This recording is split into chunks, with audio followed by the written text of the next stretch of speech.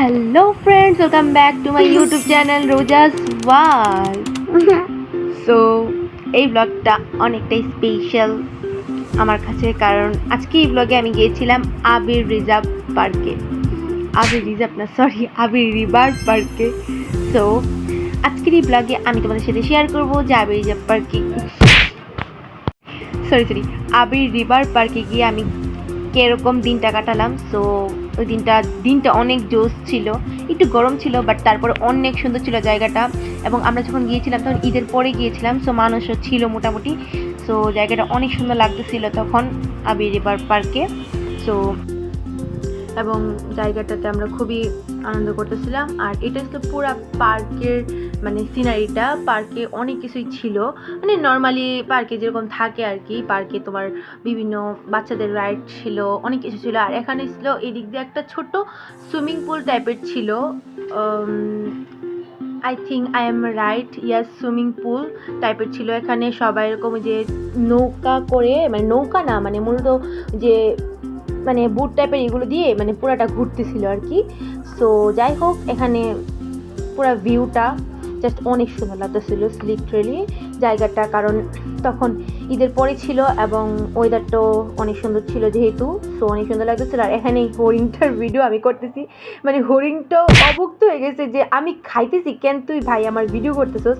হরিণটাও যেন মনে মনে বলতেছে। আমি এখানে অনবরত হরিণটারই ভিডিও করতেছিলাম, হরিণটার দিকে তাকাইছিলাম। তো এরপরে আমি এখানে কিছু পিকচার তুলে নিলাম এবং কিছু ভিডিও করে নিলাম। দেন ওভারঅল ভিডিও আমি এখানে করে নিলাম। সো তোমরা এখন ভিডিওটা এনজয় করো।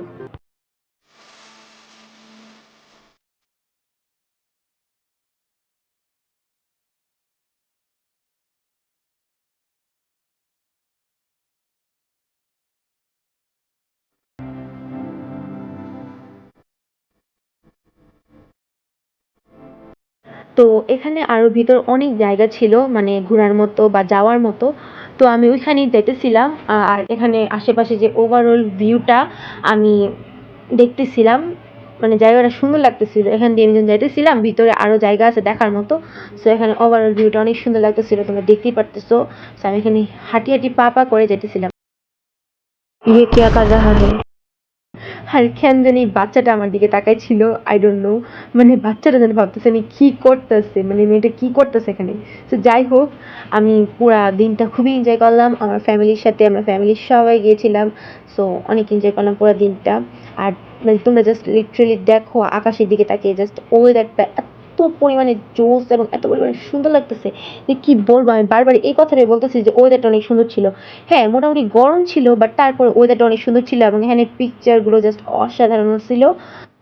সো আজকে আমার এই ব্লগটা এই পর্যন্তই। পরে আবার একটা নতুন ব্লগে দেখা হবে। আর হ্যাঁ, অবশ্যই আমার এই ব্লগটা যদি তোমাদের কাছে ভালো লাগে, অবশ্যই লাইক অ্যান্ড সাবস্ক্রাইব করে দিও আর আমার পাশেই থেকো। আর এরকম আরও সুন্দর সুন্দর ব্লগ আমি সামনে তোমাদের জন্য নিয়ে আসবো। সো ততক্ষণ পর্যন্ত তোমরা ভালো থেকো, সুস্থ থেকো, আর অবশ্যই চ্যানেলটা সাবস্ক্রাইব করে যাবা। ওকে, সো বাই।